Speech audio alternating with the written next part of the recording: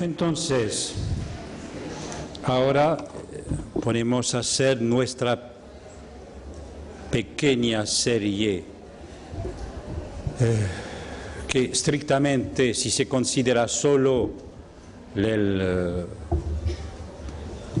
digamos, las jornadas EOL, estas dos conferencias no hacen serie porque empieza a 3, pero si se considera el resto de las charlas en Buenos Aires, sí podemos decir que hubo una serie y que entonces esta tiene que hacer puntuación dentro de ellas. Probablemente en la hora de esta puntuación es hora de darnos cuenta que cuando en nuestro título decimos las patologías de la identificación en los lazos familiares y sociales, es hora de darnos cuenta de que la identificación, el lazo familiar, el lazo social, ellos mismos son patologías. La identificación como tal es una patología. El lazo familiar que va a concernirnos hoy día especialmente es una patología. Como lo decía Freud, el síntoma empieza con la pareja. Y la pareja, considerada del punto de vista de la familia,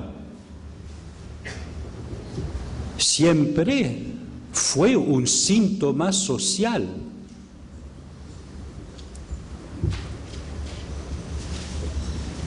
San Pablo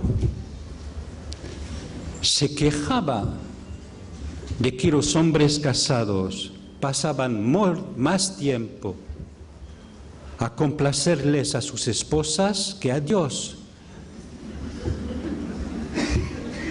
Los moralistas franceses, ingleses, americanos, a partir del siglo XIX, se quejaban del exceso de amor dentro de la pareja y del casamiento,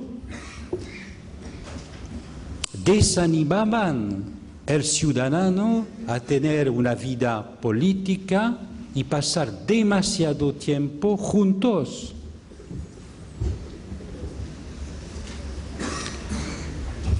Como una historiadora recién americana protestante lo subraya, las lunas de miel fueron una novedad del siglo XIX, que se juntó con la nueva moda del turismo que empezó en la época. Pero en el medioevo y hasta este siglo XIX, cuando había bodas, uno llevaba a sus amigos después en el espacio de fiesta que acompaña a la boda. La luna de miel como fiesta limitada, reservada a la pareja, es una idea muy recién.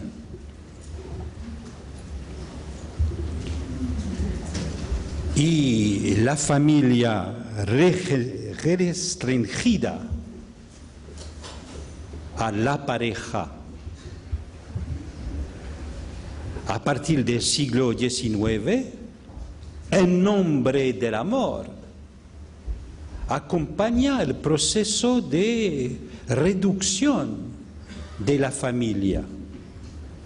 El amor por un lado y la movilización general en el trabajo del otro producen los mismos efectos.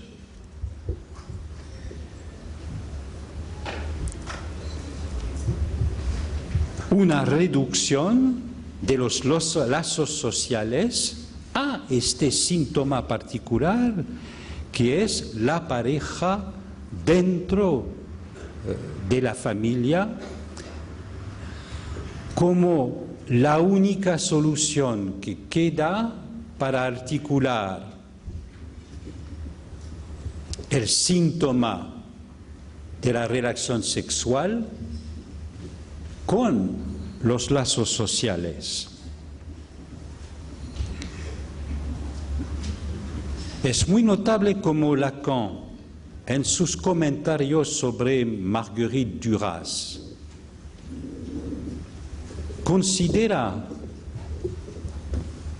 el montaje que proponía Duras en su obra sobre el Holstein, este montaje psicótico particular de una pareja a tres, el ser a tres de Marguerite Duras, como equilibrio para un sujeto psicótico, para pensar la diferencia sexual dentro de un lazo social.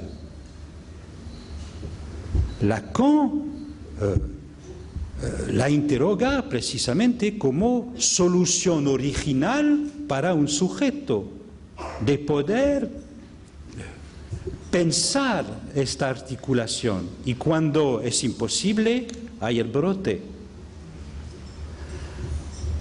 Este montaje, si ustedes leen de nuevo el homenaje a Duras, ven que Lacan lo escribe, esta solución durasiana, dentro de la historia de la pareja, y hace referencia al gran historiador francés Lucien Febvre, teórico, precisamente historiador del casamiento, y que demostró cómo en la medida misma en la cual la Iglesia Católica produjo la teología del casamiento, la elaboró en el Renacimiento, o del siglo XII hasta el Renacimiento, como en el mismo tiempo el amor cortés acompañaba como contrapartida a esta elaboración,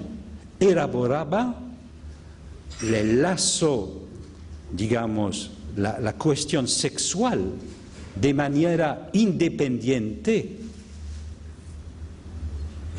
de la pareja y del casamiento como tal.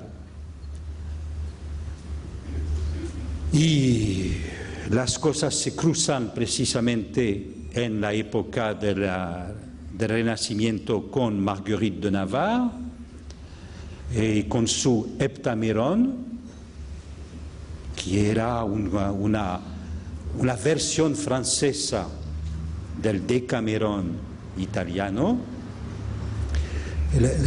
El principio de constitución de esta serie, porque el Heptameron es realmente una serie, no es el principio de la continuidad de una novela, es una serie de cuentos que se pidieron a los cortesanos acerca de la reina Marguerite, organizadas en jornadas, organizadas en un principio que permite leer, pero es una serie, uno por uno, de cuentos que describen un acontecimiento en la vida amorosa de un hombre o de una mujer.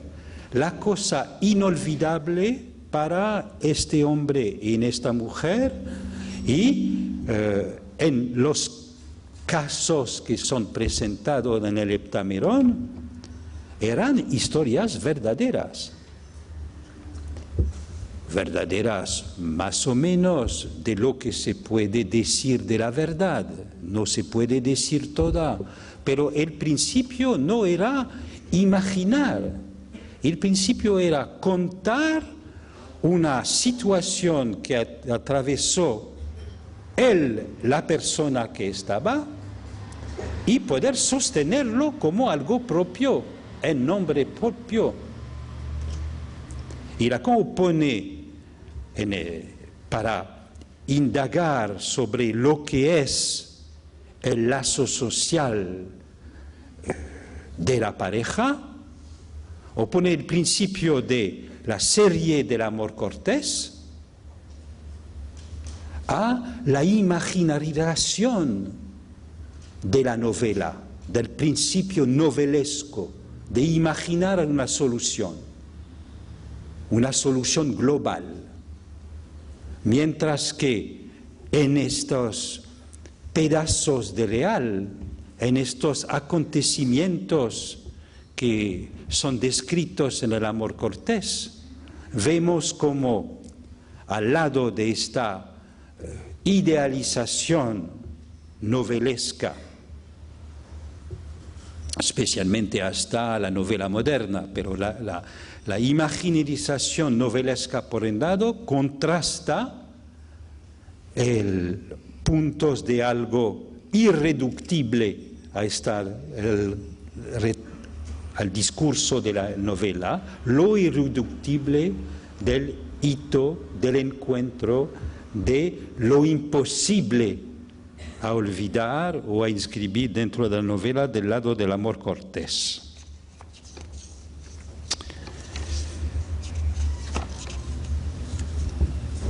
En cuanto a la familia, hemos pasado en 2 siglos, entre el siglo XIX y el XXI, de la justificación de la elaboración religiosa de la familia hasta ahora su completa juridificación.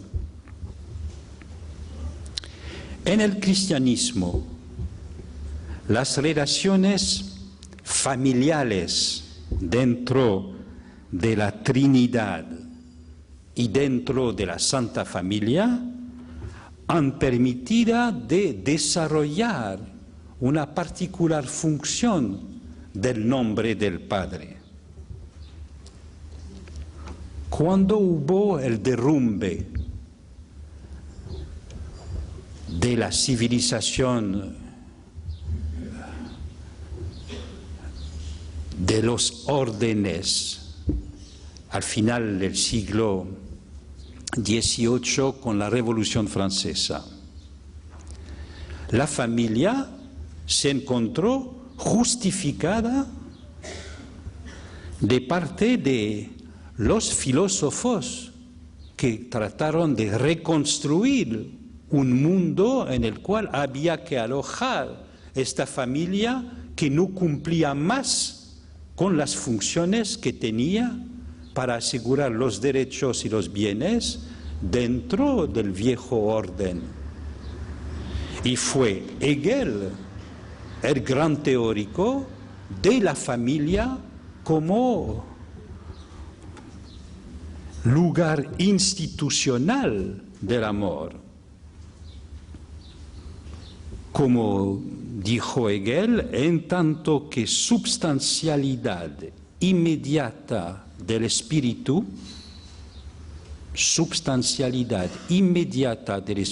que se da, encarnación, la familia se determina por su unidad sentida en el amor.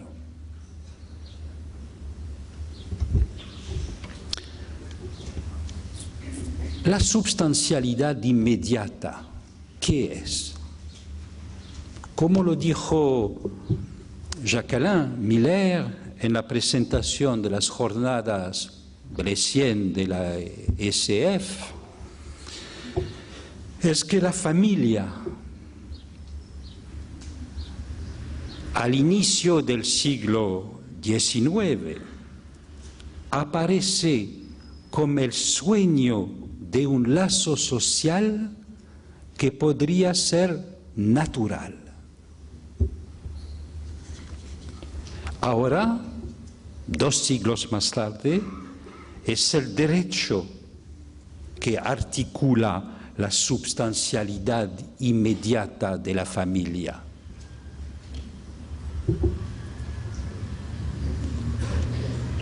Ha aislado cada una de estas funciones de la familia ha externalizado algunas funciones, deconstruido otras. Hay zonas enteras del derecho, ramas especializadas, el derecho fiscal, el derecho del trabajo, el derecho social, el derecho de la inmigración. Permiten articular cada uno de lo que Hegel y otros, si se lee todo el idealismo alemán, tenía una teoría de la familia. Pero todo lo que apareció como unidad sentida por el amor, ahora es la pluralización de derechos que entran en competición.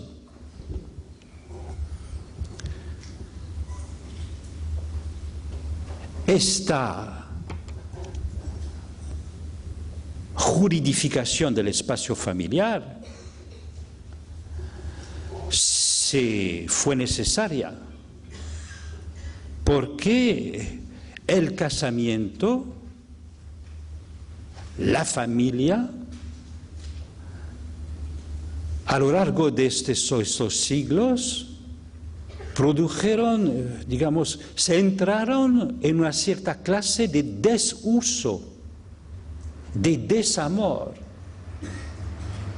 No se ama hoy el casamiento, la pareja, de la misma manera que hace solo 50 años antes. En toda Europa, no tengo las cifras aquí, pero probablemente hay un fenómeno del mismo orden. El casamiento, en general, en lo más común, es después del segundo hijo. Además, una vez divorciados de un primer matrimonio, en general, los que han pasado por un matrimonio no se casan más. Prefieren la unión libre, como se dice allí. El resultado es que en el 2004 en Francia, más de la mitad de los niños nacen en el seno de parejas que viven sin ninguna inscripción legal, cuando era solo 6% en el 65%. Así que en 40 años se pasa de 6% a 55%. Alors, esta cifra, hay que decir, es particular a Francia, que es que tiene las cifras más elevadas en toda la comunidad europea de nacimientos fuera del matrimonio.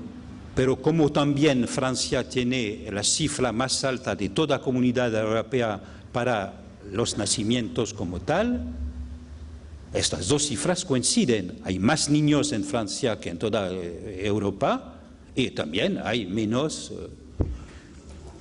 nacimiento dentro de los casamientos.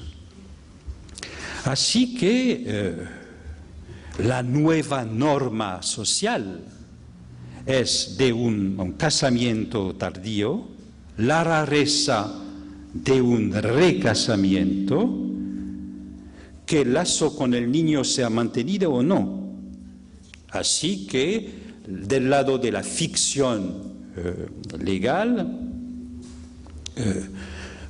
los productores de ley y de ficciones legales pasan su tiempo a inventar formas más livianas de lazo social, casamientos que se llaman pax ahí, un pacto de asociación mutual que permite distribuir unos bienes, unos lazos, pero no todo. Más bien cada uno que conserva su patrimonio, digamos, articulado por el derecho del patrimonio en general, pero puede compartir algunas cosas y se inventa una variedad. No hay solo el matrimonio y el pax, hay muchos tipos de lazos que permiten, digamos, pluralizar y tratar de convencer a la gente que tienen que utilizar estas herramientas para, digamos, producir un poco de lazo social, cuando si no, en la dicha unión libre, que tiene nada más de libre que la otra, la única diferencia es que no hay inscripción legal, es decir, que se vuelve opaco al discurso político, el discurso del amo. Pero a pesar de la ingeniosidad de nuestros legistas, la real con el cual se topan es que sigue de poco uso. Entonces, cuando la mayoría de los niños vienen afuera de las familias, ¿cómo hacer para mantener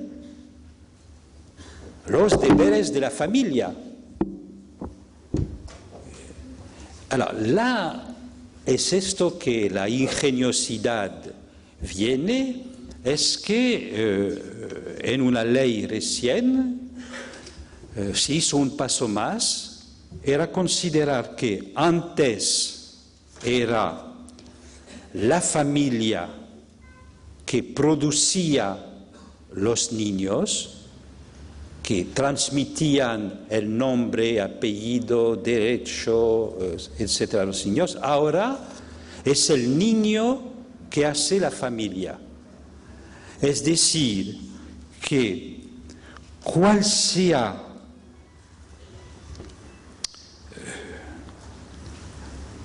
la modalidad con la cual viene el niño, incluso sin ningún lazo social, los dos padres biológicos o uno biológico y el modo de asociación que tiene con el otro, esto es considerado familia. La ciencia puede ayudar si ninguno de los dos, si nadie reivindica el niño, se puede hacer una extracción de ADN y determinar con certeza quién va a nombrarse entonces madre, padre, etc. Así que el punto de junción natura-cultura se ha desplazado. El sueño no cesa, no nos despertamos del sueño de un lazo social natural, solo que ahora el punto, el tapón, el objeto que nos permite soñar es el niño mismo. No se puede soñar más a un lazo familiar natural, pero bien, desplazamos entonces el punto del sueño. Es este punto de sueño que Lacan interrogaba cuando constataba que en los años 60 la ideología edípica, como decía él, hacía parte del familiarismo delirante. Cito la frase de Lacan: observamos el lugar que tiene la ideología edípica por dispensar de un cierto modo la sociología desde un siglo de tomar partido, como tenía que hacerlo antes, sobre el valor de la familia existente, de la familia pequeño burguesa en la civilización, es decir, en la cultura vehiculada por la ciencia. ¿Estamos beneficiarios nosotros los analistas o no de esto que cubrimos? Un texto de Juan Quindar que apareció en la web me llamó la atención sobre este punto. Efectivamente, del lado del psicoanálisis hubo todo un corriente analítico que sostenía la necesidad para los analistas de estar a favor de la realización imaginaria. Es esto que es ideología, la realización imaginaria del drama edípico con personas en la realidad. Entonces hubo desde los años 50 en el cual el divorcio de masa empezó a operar, había siempre expertos analistas convocados para decir que para el desarrollo normal del niño se necesitaba un padre y una madre y entonces que el divorcio podía dañar porque separaba el padre y la madre y producía querellas en la familia. Bien, eso cuando Lacan elaboró el nombre del padre, hay que acordarse que fue una de las herramientas para precisamente oponerse a esta perspectiva conservadora. Porque lo que sostuvo Lacan, y si ustedes leen el Seminario 2 hay ejemplos sobre esto, de que precisamente una mujer divorciada, por lo tanto, no cesaba su relación con el nombre del padre. Que esto tenía nada que ver, que el arreglo social sobre las formas de la patología del lazo social, que de todas maneras son una patología, pueden variar. El tema es que una mujer puede, ella misma ha tenido un padre, tiene una teoría sobre el padre, cuando la tiene, en los casos favorables, digamos.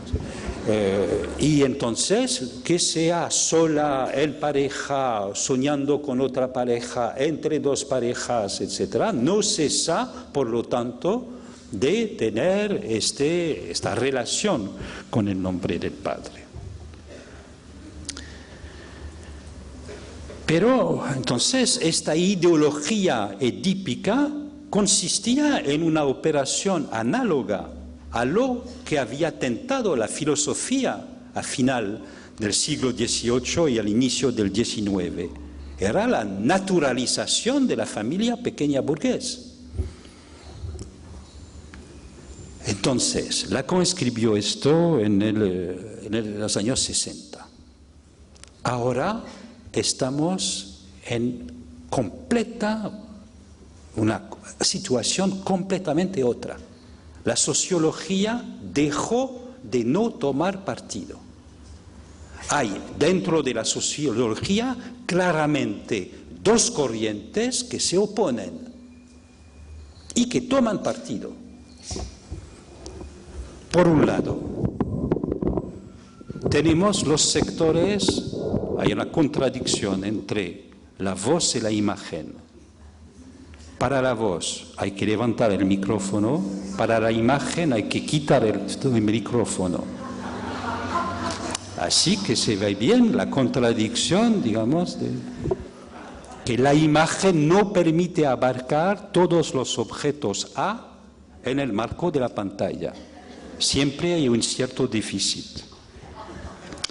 Bien, retomamos el asunto. Hay un corriente inspirado, digamos, por el comunitarismo de los gender studies, que ponen el acento en prácticas de familia, invenciones que pueden ser marginales hasta hoy, pero que se presentan como vanguardia del futuro. Del otro, el corriente inspirado por la teología católica, y que es el corriente que inspiró la ley que acabó de pasar en Francia, trata de mantener. Es el niño que produce la familia. Esta tesis quiere decir que lo que cuenta para el niño es el estatuto jurídico de los padres que él mismo constituye en su nacimiento mismo. Cuál sea el lazo amoroso de los padres, del cónyuge, de la particularidad del encuentro sexual, solo tendrá importancia para él, suponen, el discurso sobre la parentalidad.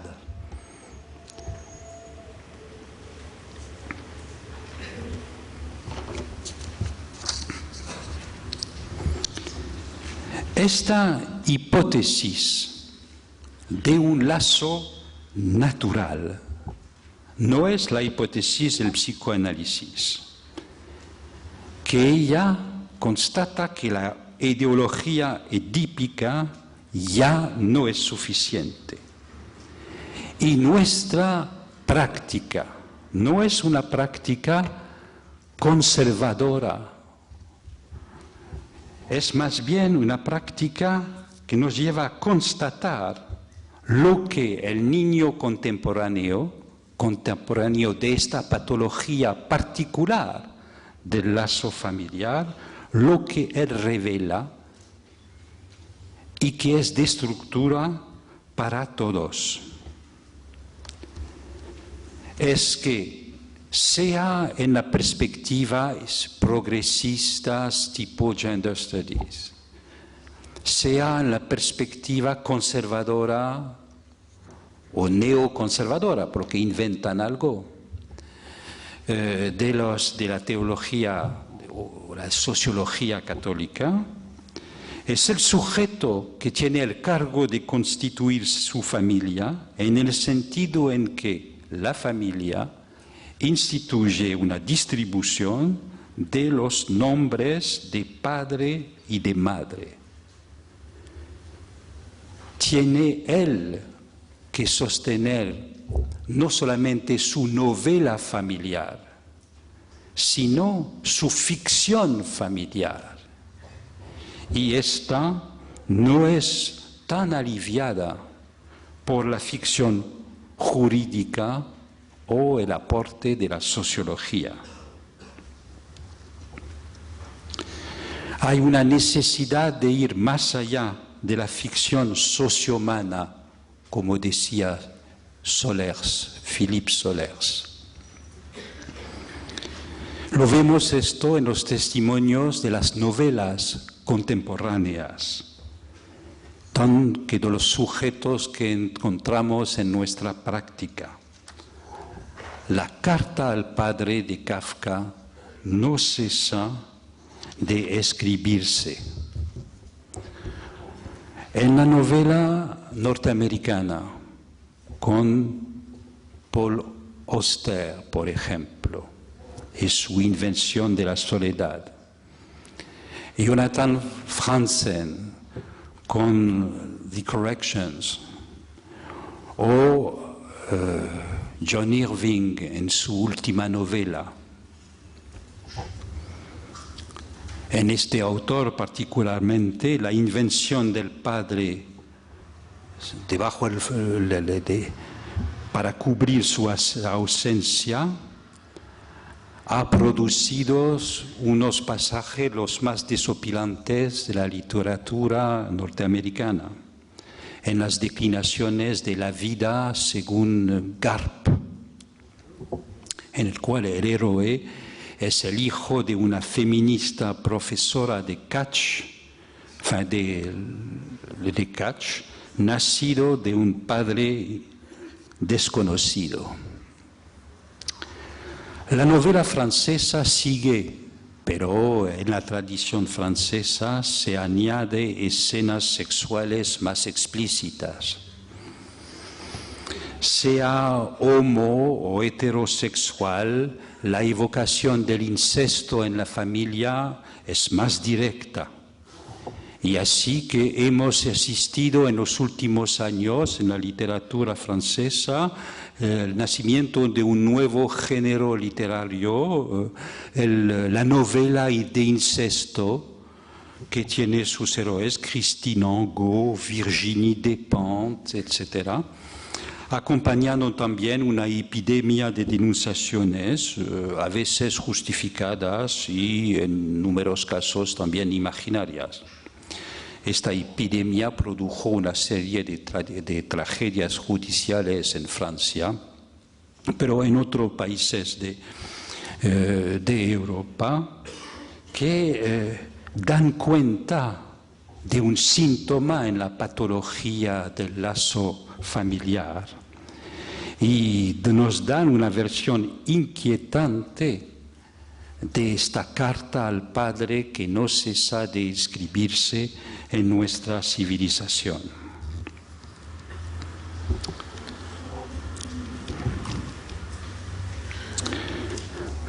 De manera opuesta a los sociólogos que examinan tranquilamente lo que hay de yancia entre las parentalidades múltiples, variadas, inventivas por un lado, y por otra parte, las formas diversas de la deriva de la pareja contemporánea y de sus prácticas sexuales, el niño que encontramos como sujeto, él sabe que tiene que hacer, encarnar y anudar, por una parte los ideales familiares y por otra parte la relación sexual, parentalidad y sexualidad.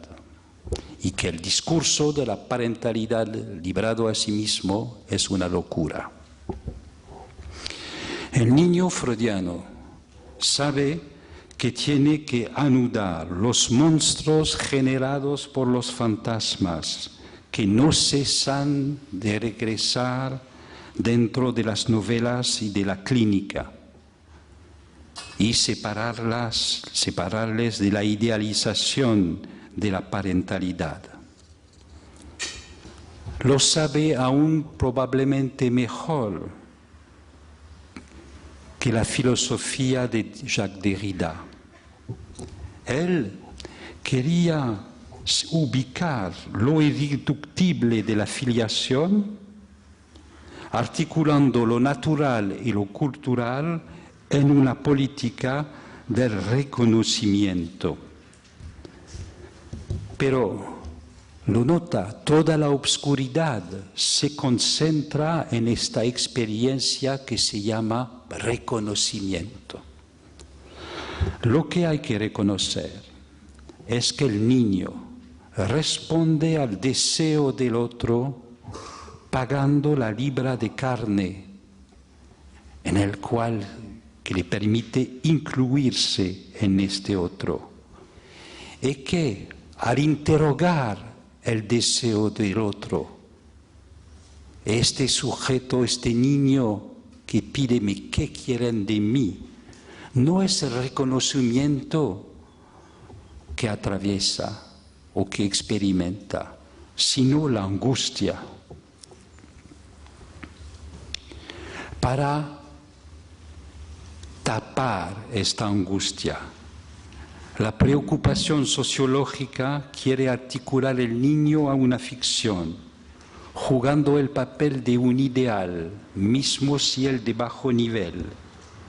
La posición psicoanalítica es al revés. Consiste en mantener el sujeto a distancia del ideal y de interrogar lo real en juego en el nacimiento de un niño, es decir, el deseo y el goce del cual es el producto.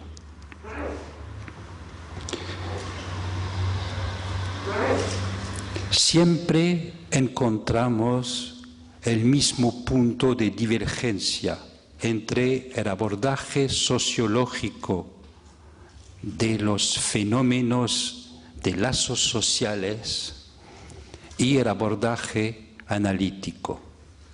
Si la sociología puede muy bien encarar lo que es del orden del narcisismo y de sus patologías, no tienen en su práctica de disciplina un acceso a el punto central de la estructura que es para nosotros el hecho que en la cultura como tal, en el discurso social, cual sea, hay un hueco fundamental, hay la no inscripción posible del goce de este objeto perdido que es la preocupación del psicoanálisis, el gran atachado.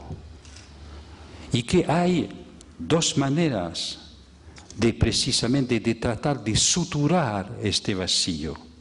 En su seminario de un otro al otro, del gran otro al pequeño otro, Lacan presenta dos vías. La primera, dice, es la vía de la perversión, es añadir, tapar este hueco, añadiendo un goce, un neogoce recuperado dentro del otro.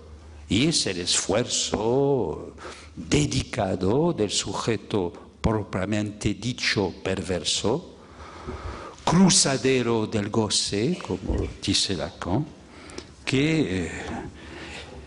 y esta vía se opone a la otra, la vía del neurótico, que él trata de completar el hueco en el otro, añadiendo el ideal del padre de familia.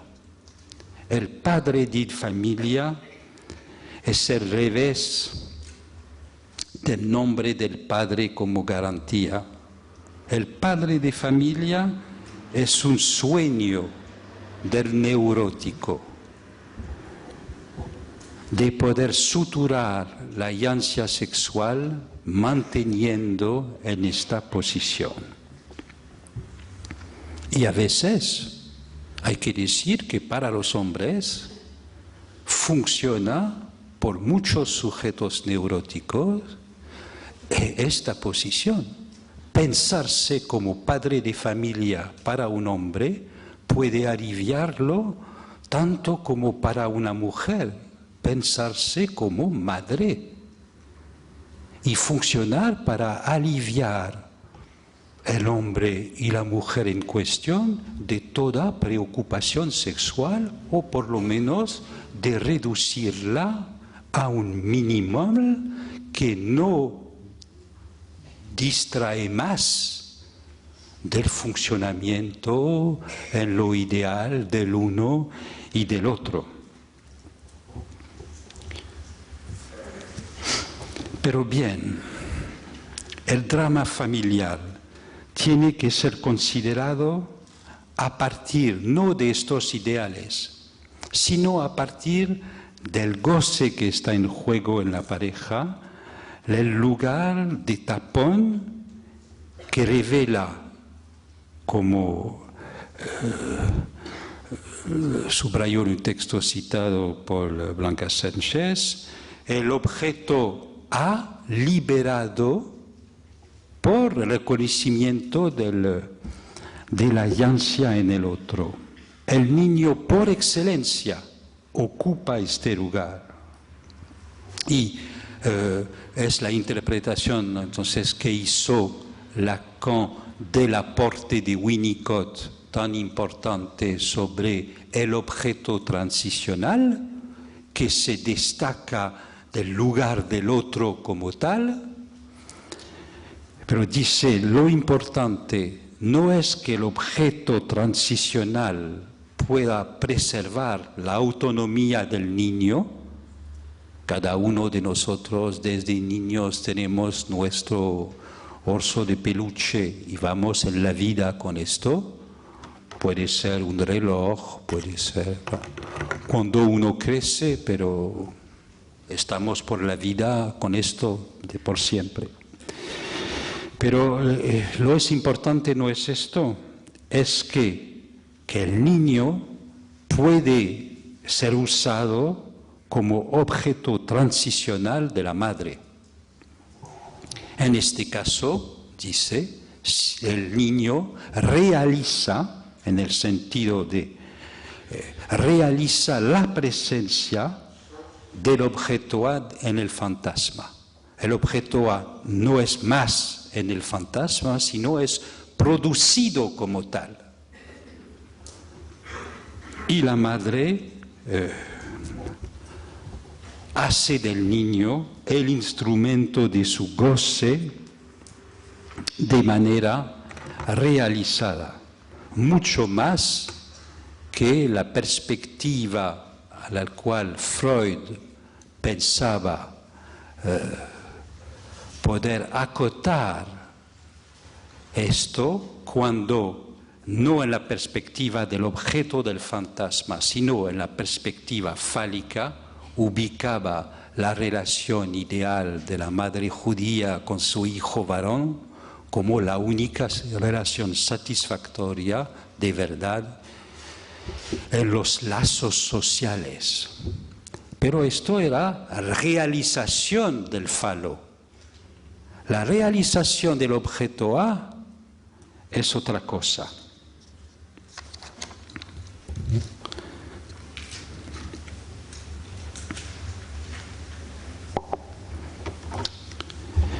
Y en esto,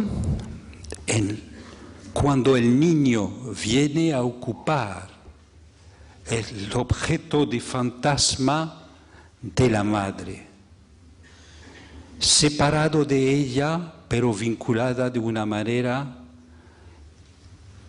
que hace de él una parte, a veces, del cuerpo de la madre. Vemos cómo se puede articular la articulación entre el liberalismo jurídico de tu cuerpo te pertenece y la estructura real del objeto condensador de goce. Antes del discurso liberal sobre tu cuerpo te pertenece, los cuerpos pertenecían a Dios y los cadáveres a la Iglesia en el espacio católico. Y cada uno tenía el deber de conservarse a sí mismo y de no suicidarse. Es una vez que se define la propiedad privada del cuerpo que después uno puede hacer circular los objetos de su cuerpo, partes de su cuerpo, en el mercado. Se puede definir con el discurso de la propiedad, circulación y tráfico de órganos, vender sus riñones, sus ojos, todo lo que se puede extraer a partir del discurso de la ciencia y ser utilizado en otro cuerpo.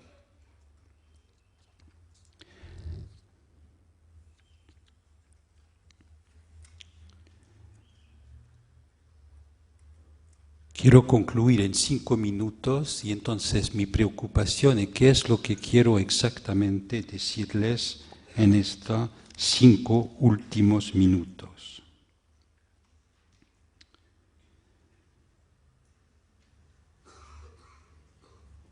Este tapón del cuerpo como presencia realizada del objeto A, revés de las extracciones del objeto que se hacen a partir de este cuerpo.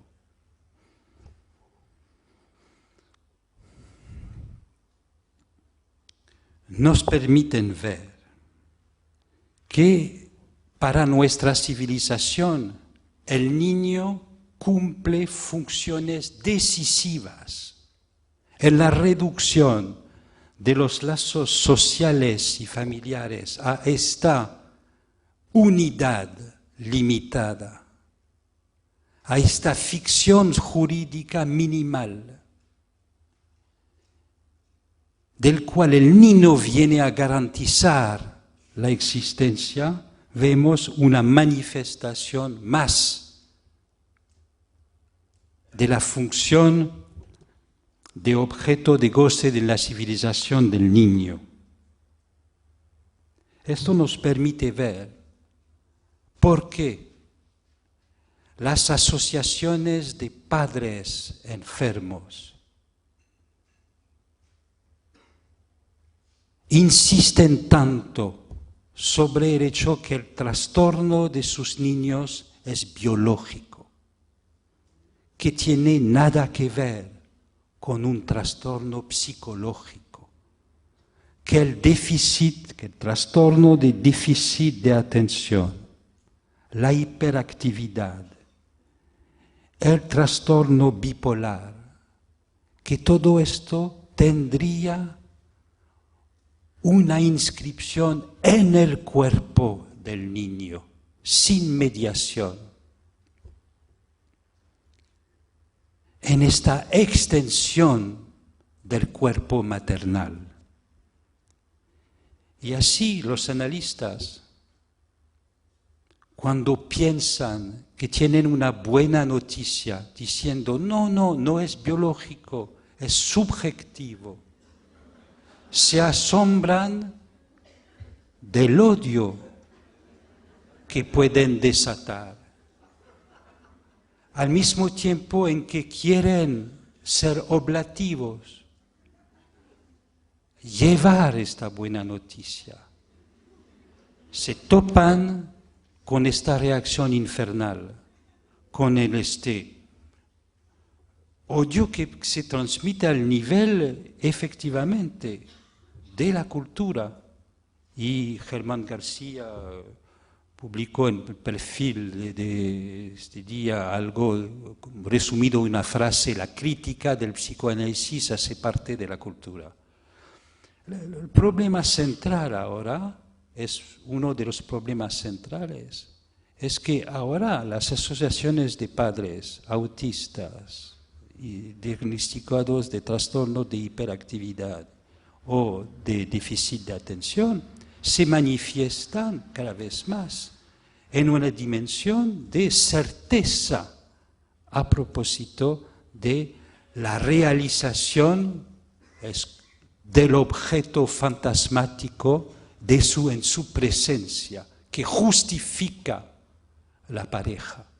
Y tenemos entonces que ahora saber hacer, no pensando que es solo a tratar de dividir los que son habitados por esta certeza, no van a aceptar tanto la división subjetiva que les ofrecemos como vía de salida.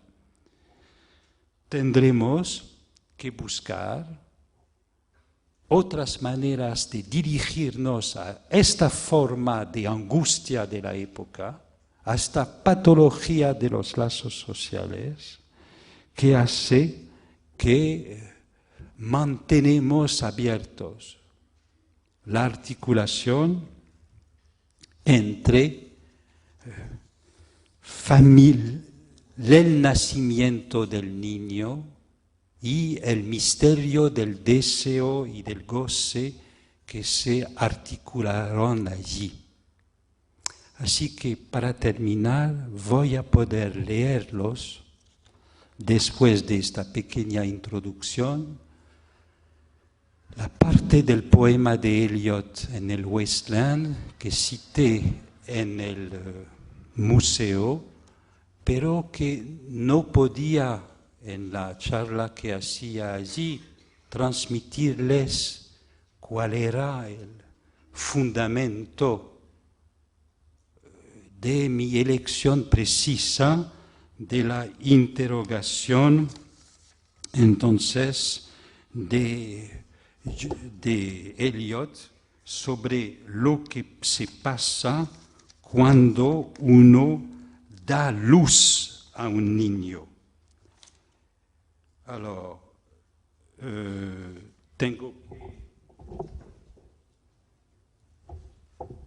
buscar el número de referencia en la cual está traducido y en la cual Eliot retoma las preguntas búdicas clásicas sobre las virtudes que hay. Primero, dar y dar vida. ¿Qué hemos dado? Amigo mío, sangre que turba mi corazón, la terrible osadía de un momento de renuncia que un siglo de cordura nunca podría redimir. Por esto hemos existido, y solo esto, que no ha de hallarse en nuestras necrologías o en las lápidas revestidas por la benéfica araña. tela de la cultura, o bajo sellos rotos por el seco notario, los bienes, en nuestros cuartos vacíos. Precisamente, el psicoanálisis, frente a estas nuevas formas de las patologías contemporáneas, los odios que puede despertar, a pesar de esto, el psicoanálisis se mantiene en esta dirección, hacer resonar dentro de los cuartos vacíos el discurso que es la única vía que tenemos en nuestra civilización para no olvidar el enigma que Eliot resume en su poema.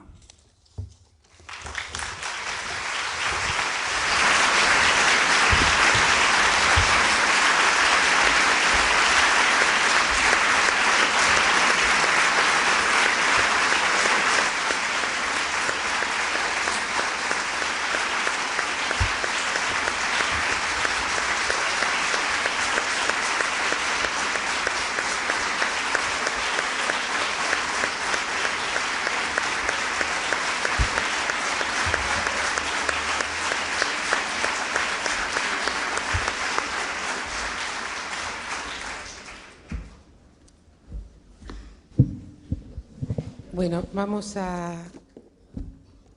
tenemos acá varias preguntas, voy a recogerlas y tomo ya la primera, se la paso a Eric Lorán, que dice: ¿puede decir qué diferencia establece entre la novela familiar y la ficción con X, familiar?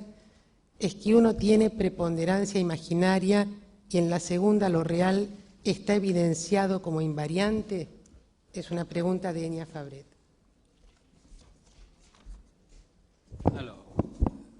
Diferencia entre novela familiar y ficción familiar. Por un lado, preponderancia imaginaria, y que en la segunda lo real está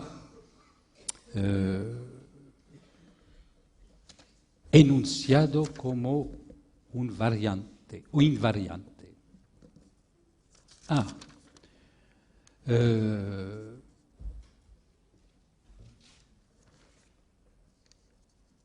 ¿Cómo articular esto? Se puede decir que cuando hablemos de la novela familiar, retomamos entonces el descubrimiento central de Freud, que al escuchar los niños, lo llamativo es que elaboran ficciones, novelas, porque en la época se decía novela, ficción, digamos, veremos después, elaboran novelas, pero precisamente que no conciernen la familia que tienen, sino una familia que se hacen. Y fue el descubrimiento central de la distancia entre lo que se propone a un niño, lo que se le ofrece al nivel legal y al nivel de la efectividad de la pareja, y que el niño, él, se rehace, se redistribuye una novela. Y el descubrimiento del psicoanálisis es que precisamente toda la presentación que se hace, que el otro de la cultura hace al niño, es una mentira, porque no puede alojar dentro de esta ficción lo que es el goce, el suyo y el de los padres. Y tiene que entonces, es dejado solo para inventarse procedimientos de remiendo de esto. Especialmente la ficción, o digamos, lo que no entra en esos mitos es la fijación libidinal del niño que quiere dirigirse al padre, hace un llamado al padre y a la madre de qué significa esto que ha experimentado de manera contingente y que determina su goce, esta fijación, va a tener entonces, y utilizó ficción, que al mismo tiempo es un término contemporáneo, ahora se habla más de ficción que de géneros tipo novela, cuentos, etc. Se habla más en el término más general de ficción, pero que tiene, Lacan había dicho, la verdad tiene estructura de ficción, sería entonces esto de en la ficción que inventan el niño hay la verdad de la pareja, y en nuestra práctica efectivamente constatamos que toda ficción que lleva el niño inscribe de manera decisiva la verdad de la pareja. Lo que aparece como la mentira del niño es la verdad de la pareja. Pero más allá hay el punto real, efectivamente, el punto de goce que se inscribe también siempre en estas ficciones, y que se puede decir que el trabajo de un análisis con niños es precisamente esto, pasar de lo que viene depositado o presentado como una ficción al punto de real que está en juego atravesando la pantalla de las identificaciones fálicas de este niño. Y entonces se puede decir que la apuesta en cada vez es de obtener, digamos, este verdadero invariante, como usted lo dijo, que está en juego. Bien. Sí, por favor. Alors, acá hay una de Mónica Torres. Lo femenino y el padre real. Parentes en la última enseñanza de Lacan hacen obstáculo hoy día a la parentalidad. Esos conceptos son todavía actuales. ¿Esos son conceptos cuáles?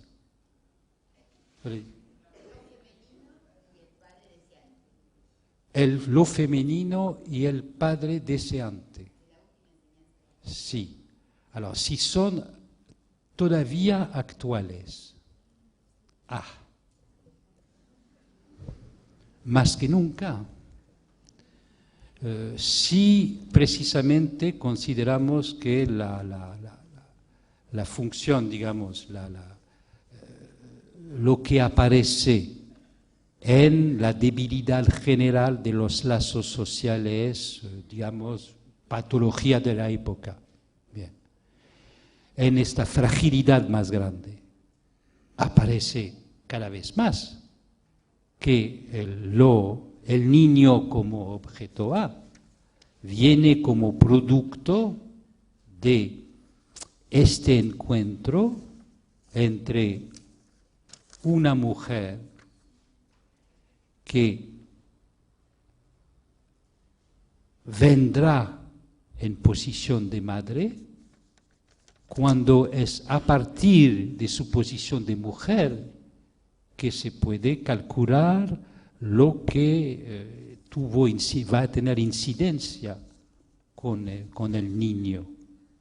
Nunca será, por un analista, a partir de un discurso de la parentalidad que podremos abordar el niño, pero más bien a partir de cómo la madre fue mujer. Entonces, esto puede declinarse de múltiples maneras, las oposiciones y articulaciones entre madre y mujer, la relación de la madre y de lo femenino, la relación de la madre precisamente en el goce femenino, en el vertiente de se puede soportar de hacerse otra a sí misma, o se completa con la realización del objeto de su fantasma. Y son dos vertientes, que son dos polos, digamos, extremos, en el cual más o menos el sujeto femenino puede soportar de ser otra a sí misma, hasta el punto límite que Lacan llamó locura femenina, que es el momento en el cual realmente el sujeto es otra a sí misma. Es decir, es una zona, digamos, no es un ideal, ¿no? Ser otra a sí misma, es algo que hay que soportar. No es un ideal lacaniano de que todas las mujeres en la sala tendrían como objetivo fundamental ser otra a sí misma. Hay que acercarse de esto como uno puede. Y del otro polo, que es al revés, la producción de la unicidad, de la mismicidad del niño objeto, hasta el momento en el cual el niño puede ser reintegrado con la madre, y los vemos en estos casos de infanticidios, en los cuales se realiza completamente esta fusión.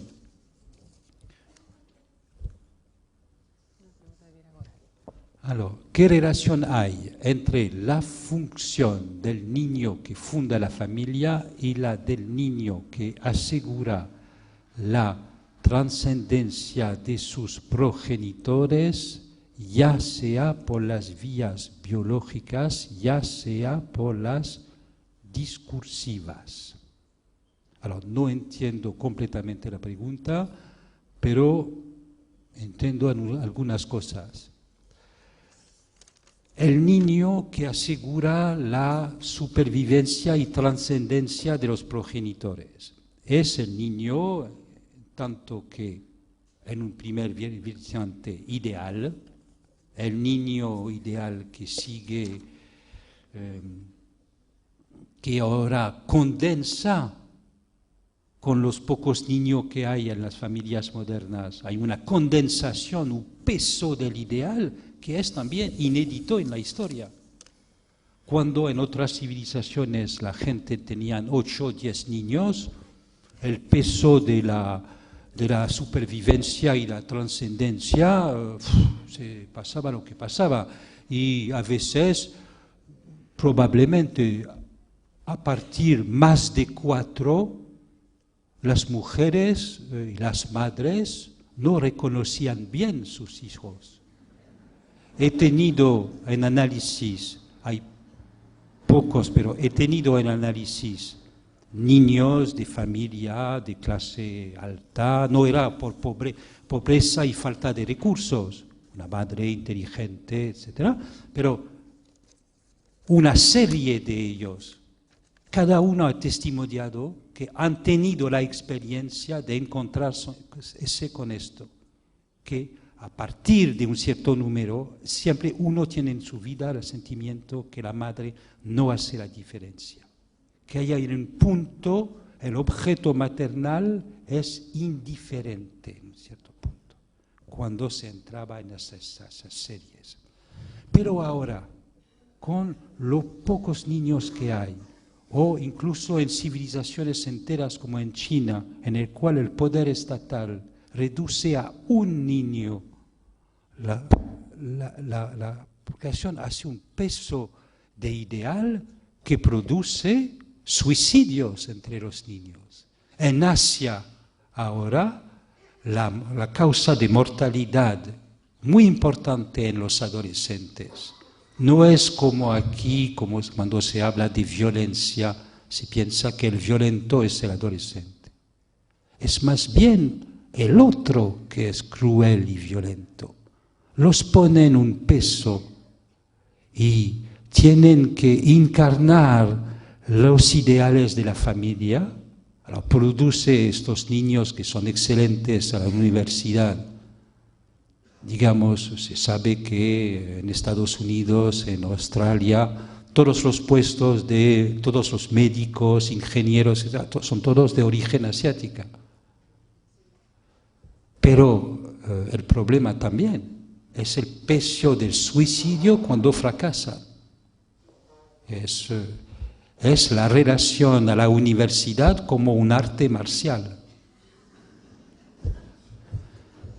Entonces es otra cosa, digamos, el niño que viene a fundar la familia en el sentido en que solo es obligación legal minimal que permite al Estado, de cual sea los casos, tener una ficción que permite distribuir ayudas, obligaciones. Ustedes tienen que ocuparse de sus niños, son demasiado violentos en la escuela. ¿Quién es el responsable?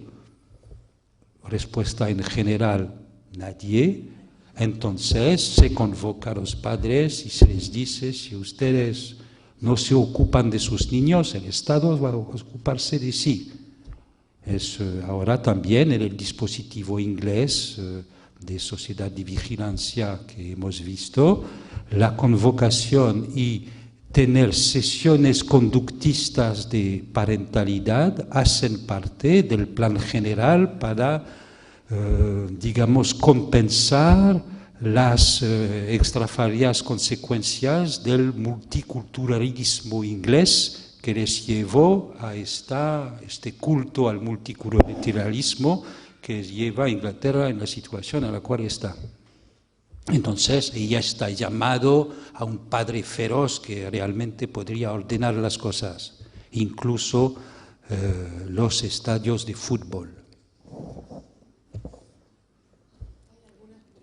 Que retoman cuestiones de ayer sobre los judíos, que yo creo que no convendría abordarlas, sino continuar un poco, me parece, con la tónica que usted ha dado en esta conferencia. Hay una pregunta ayer que, digamos, sobre el tema, el lugar en la civilización, cómo a partir de la experiencia, digamos, de la particularidad que propone el psicoanálisis en su inscripción en lo universal, cómo se puede retomar la cuestión del obstáculo judío a un sueño de la humanidad resolvida en lo universal. Esto, podríamos dejar esto para una próxima ocasión, digamos. Ustedes van a leer el libro de Milner y aportes de Regnault, de Jacquelin sobre esto, y retomaremos la cosa. Hay algo sobre la ciencia. Alguien Diana Pawlowski me dijo de precisar que cuando digo el sueño cientista, hay más bien que decir el sueño cientificista. Cientificista. Cientificista. Eso es. Pero se entiende igual. Ahora es dicho. Hay que cambiar en todas las ocurrencias porque, es verdad, esto era la pregunta de Forbes ayer que dejé de lado, de que no son los cientistas como tal, que son los portavoces, los más destacados del sueño cientificista. Lo más que un científico es científico, en general, tienen la idea que tienen una relación con un pedazo de real, no con una gran construcción general sobre la cultura. Lo más que están metidos en una actividad de descubrimiento científico como tal, lo más se mantiene a distancia. Por ejemplo, los únicos cientistas que proponen grandes teorías de la conciencia dentro de las neurociencias son en general premios Nobel jubilados. Es decir, como tienen nada que ver más con la actividad científica como tal, entonces una vez jubilados, pueden hacer filosofía. Y la filosofía actual es proponer una teoría de la conciencia. ¿Entendés? Excelentes físicos, premios Nobel de física, proponen cada 6 meses una teoría general de la conciencia. No daña, pero no solo sirve de tapón para colmar la división subjetiva y la angustia contemporánea, y en esto sí produce, es un hipnótico más, digamos, que se añade al panel de hipnóticos que tenemos. Pero de la ciencia como tal, más bien, es una actividad, y por lo tanto, cuando descubren, digamos, es más una actividad angustiosa para la cultura. Los descubrimientos científicos nos angustian porque tocan algo de real, efectivamente. Y cuando angustian es lo mejor. Es lo que pasó con los físicos, con Oppenheimer, como drama de la conciencia, como angustia de la época. Se angustió cuando realmente pudo subjetivar que tenían el instrumento de erradicación de la humanidad. Después fueron los biólogos que se angustiaron frente al poder que tienen también de erradicación de la humanidad o de producción de una humanidad mejorada, con un sueño que tuvo mucha vigencia también en los años 30. No había solo el esfuerzo de constituir nuevas religiones, había el esfuerzo también de pasar toda la población, eliminar los débiles, los enfermos, etc., para producir una humanidad nueva. Y esto, algunos biólogos se angustiaron delante de esto.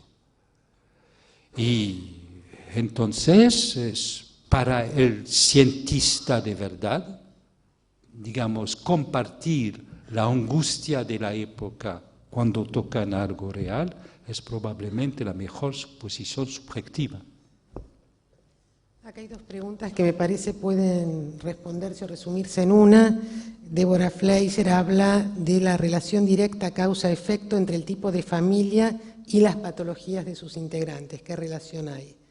Y la otra pregunta es la realización del fantasma materno encarnado en el niño como objeto A, si eso implica necesariamente la psicosis del niño. Y si podría pensarse que los déficits de atención y otros síntomas son realización del fantasma materno. Vamos a tocar entonces algo de clínica más precisa, el objeto A. La realización del fantasma materno no implica necesariamente la psicosis del niño, punto de interrogante. Puede realizarse, puede pensarse lo que llaman déficit de atención como realización del fantasma materno. Bien. Voy a atreverme a indagar en esto. Tengo en la sala un destacado especialista de la psicosis infantil con el doctor Echegoyen, así que voy a cuidar lo que digo. Sobre la realización del fantasma materno y su relación con la psicosis. Depende de la extensión de la clínica de la psicosis que uno da. Entre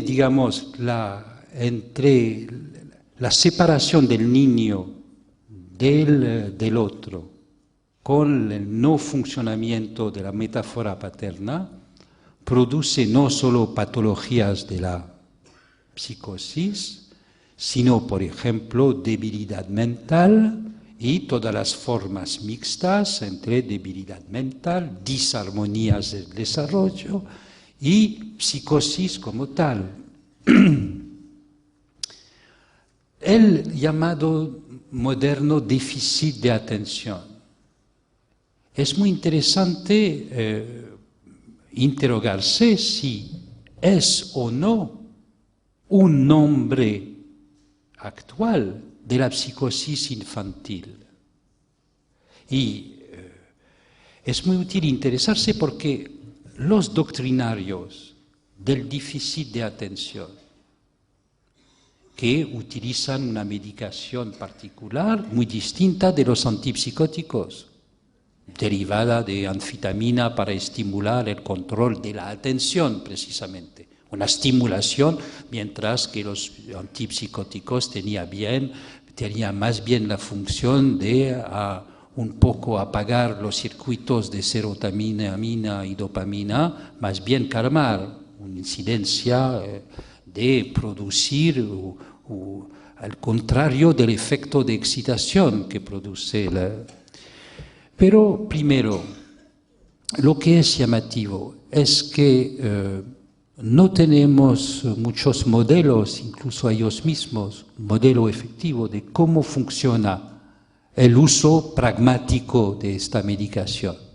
¿Cuál es el fundamento exactamente? Es otra vez excitación, otra vez el modelo serotonínico movilizado para explicar todo, dar cuenta de todo.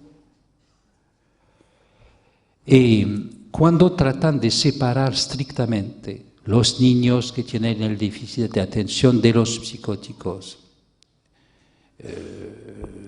los teóricos de esto dicen que son dos clases completamente distintas.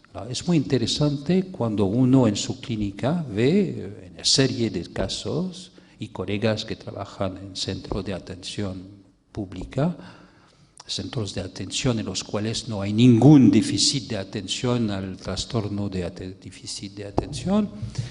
Entonces, constatan que muchas veces niños medicados con Ritalina y la forma moderna de la Ritalina desencadenan una psicosis acerca de los 15, 16 años o presentan fenómenos elementales tipo psicosis ordinaria, en el cual perfectamente aislado si uno indaga.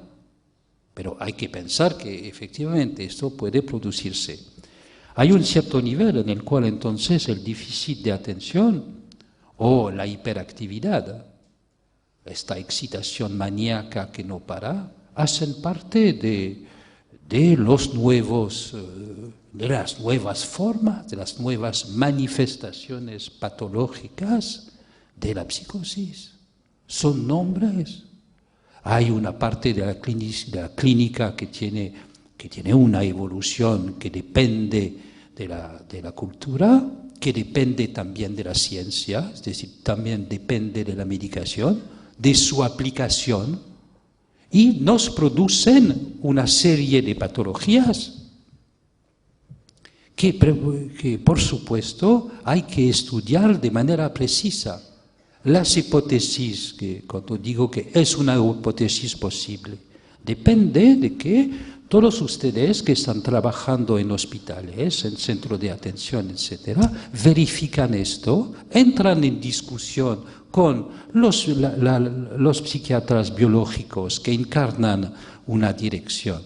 No son malas personas, encarnan una otra dirección y tratan de responder a una demanda social muy fuerte. Es que ahora los niños antes no estaban en las escuelas, los niños estaban en los campos, estaban en las usinas, estaban en cualquier lugar. Ahora son todos mantenidos en las escuelas, con niños que incluyen toda la población, y hay gente que no son, hay niños que efectivamente no son adaptables al dispositivo de transmisión del saber. Y estos niños, los profesores que tienen que ocuparse de ellos, efectivamente, piden ayuda.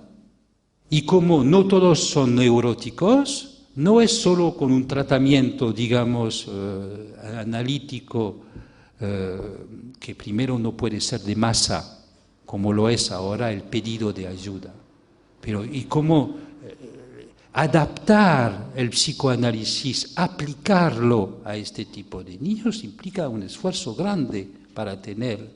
Y mientras tanto, los que tienen que ocuparse, por lo menos tienen un recurso en la medicación.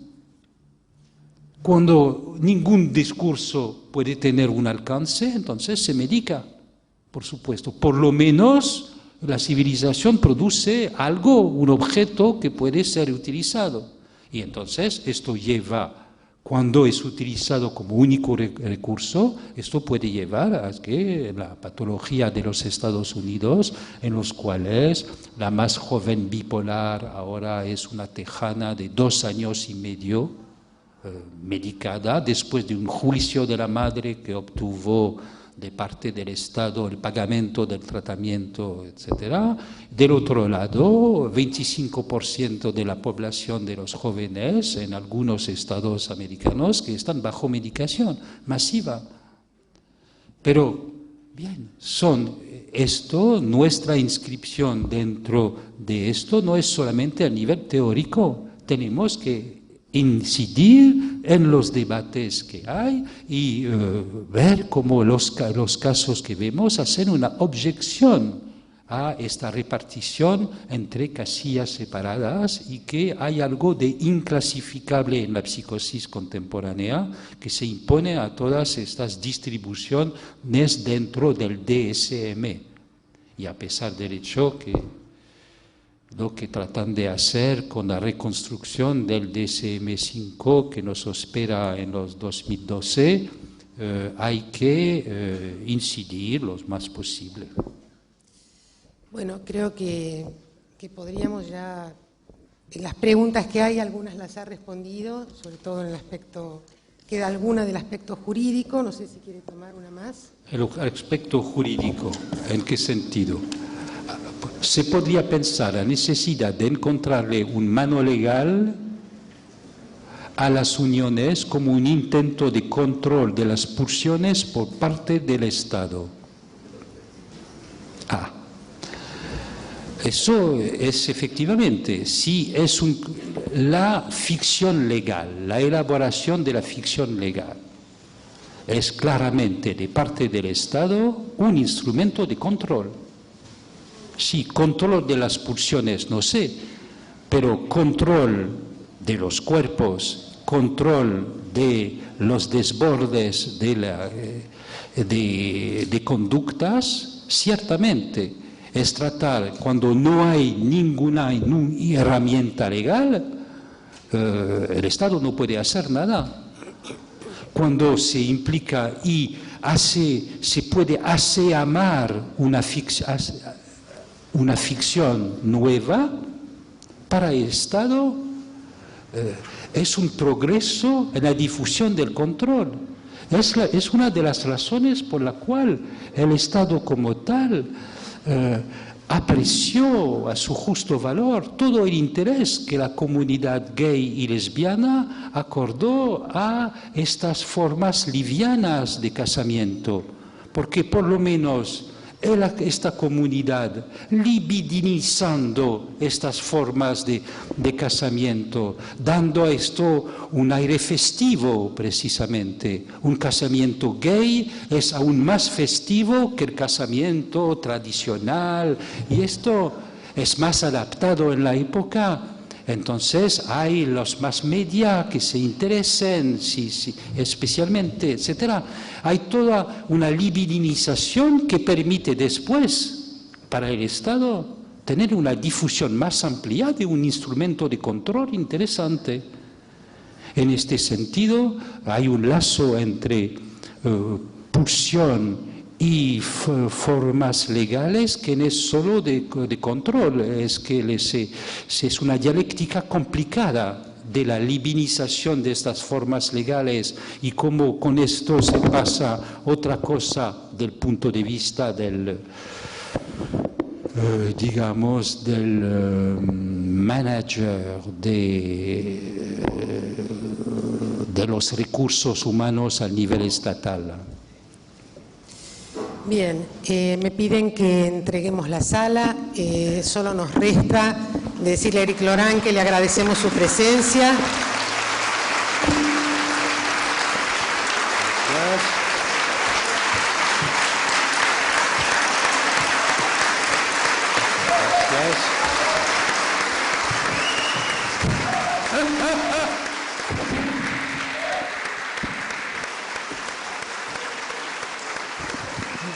Solo en Argentina hay esto, solo en Argentina.